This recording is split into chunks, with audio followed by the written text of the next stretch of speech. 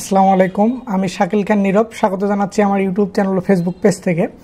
আজকে আমরা কথা বলবো ক্যারিয়ারের শুরুতে কেন আমরা বড় বা গ্রুপ কোম্পানিগুলোতে চাকরি করব না, বা ক্যারিয়ারের আমরা শুরুটা করব কেন ছোট কোম্পানিগুলো দিয়ে।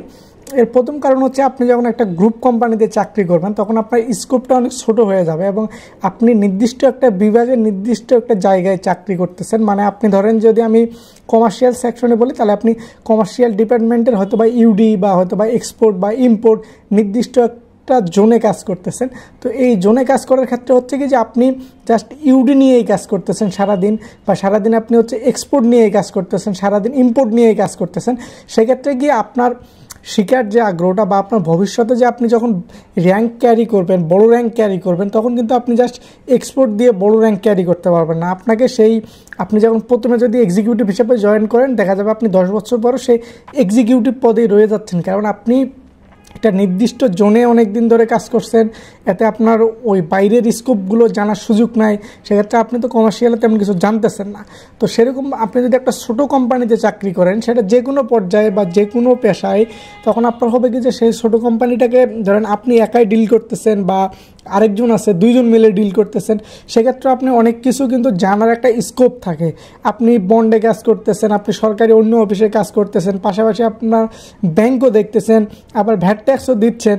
সব কিছু যখন আপনি করতেছেন, তখন হচ্ছে কি, যে আপনি পুরো বিষয়টা আপনি বুঝতে পারতেছেন। এবং যখন আপনি বড় একটা র্যাঙ্ক ক্যারি করবেন, ডিজিএম বা জিএম পর্যায়ে যাবেন, তখন হবে কি, যে আপনি সেখানে বসে আপনার নিচে যারা অধীনস্থ কাজ করতেছে তাদেরকে আপনি ইজিলি হচ্ছে যে দেখভাল করতে পারতেছেন, কারণ আপনি সেই কাজটা করে আসছেন মাঠ পর্যায় থেকে। এবং আপনি তখন পুরা বিষয়টাই কিন্তু জানতেছেন, যে এই জায়গায় কি হয়, সিও কেমনে করে, বা এই সরকারি অফিসে আসলে কত টাকা লাগতে পারে, যে বা সেখানে কতদিন সময় লাগতে পারে, বা অফিসাররা কীভাবে ডিলিংস করে, সে বিষয়গুলো আপনি একদম স্মুথলি জানতেছেন, যেহেতু আপনি সেই জায়গা থেকে কাজ করেই উঠে আসছেন। আর যখন আপনি একটা গ্রুপ কোম্পানিতে প্রথমে ঢুকতেছেন বা একটা বড় কোম্পানিতে যাচ্ছেন, আপনি জাস্ট একটা জোনে কাজ করতেছেন। জোনে কাজ করার পর হচ্ছে কি, যে 10 বছর পরে আপনি চিন্তা করতেছেন যে আপনি একটা চাকরি চেঞ্জ করবেন, তখন কিন্তু আপনি যে জোনে কাজ করতেছেন সেই স্পেসিফিক জোনের কিন্তু হচ্ছে নিয়োগ বিজ্ঞপ্তি আপনি নাও পেতে পারেন, আপনার নির্দিষ্ট লোক না থাকলে। তখন দেখা যাবে যে আপনি চাইলেও চাকরি চেঞ্জ করতে পারতেছেন না, কারণ আপনি সারা জীবন ইউডি টাইপ করছেন। অনেক লোক আছে এরকম, আমি আমার চোখে দেখছি, যে 10-12 বছর বা 20 বছর চাকরি করতেছে এক কোম্পানিতে, শুধু ইউডি করে। ইউডির বাইরে যদি তাকে বলা হয় যে আপনি একটু বন্ডে যান, বন্ডের কাজ করেন, তখন সে সেটা করতে পারে না বা বলতেও পারে না। এর কারণ হচ্ছে যে এই জোনটার বাইরে সে কখনো কাজ করে নাই, বা করার আগ্রহ তার ছিল না।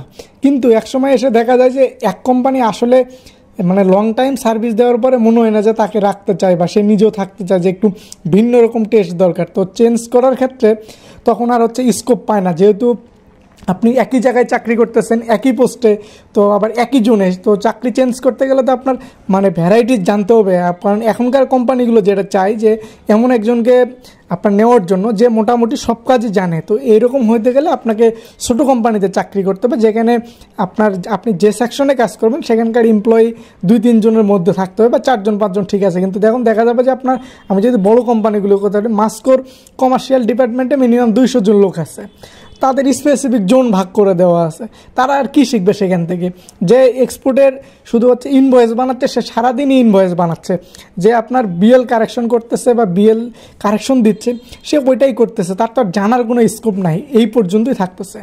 তো এই কারণে আমার সাজেশন হচ্ছে, যদি আপনারা নতুন যে কোনো জব শুরু করতে চান, অবশ্যই প্রাইভেট সেকশনে হলে ছোটোখাটো চাকরি দিয়ে শুরু করেন, মানে ছোটো কোম্পানি দিয়ে শুরু করেন। এমন না যে ছোটো কোম্পানিতে বেতন কম, ছোটো কোম্পানিতে বেতনও মোটামুটি ভালো, জাস্ট কিছু সুযোগ সুবিধা হয়তো কম পাবেন। বড় কোম্পানিগুলোতে হয়তো অনেকটা সুযোগ সুবিধা পাবেন, কিন্তু তাদের নিয়ম কারণ সব কিছুই আবার করা। এবং হচ্ছে যে আপনার পরবর্তীতে যখন চাকরি চেঞ্জ করবেন, বা আপনি আপনার জীবনের একটা নির্দিষ্ট সময় পর যখন র্যাঙ্ক বাড়াবেন বা জিএম বা ডিজিএম হওয়ার চেষ্টা করবেন, তখন কিন্তু আপনার এই চাকরির যে অভিজ্ঞতা, এটা কিন্তু অনেক গুরুত্বপূর্ণ। সেক্ষেত্রে আপনার ছোটো কোম্পানিতে থাকলে হবে কি, যে আপনি ভ্যারাইটিস সব কিছু জানতেছেন।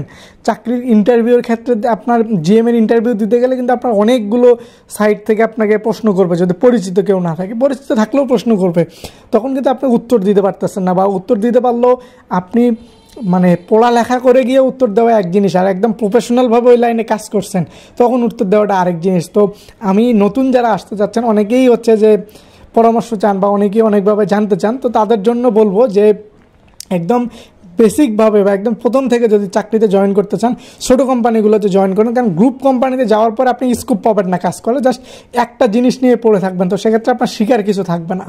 ধন্যবাদ সকলকে, ভালো থাকবেন, সুস্থ থাকবেন।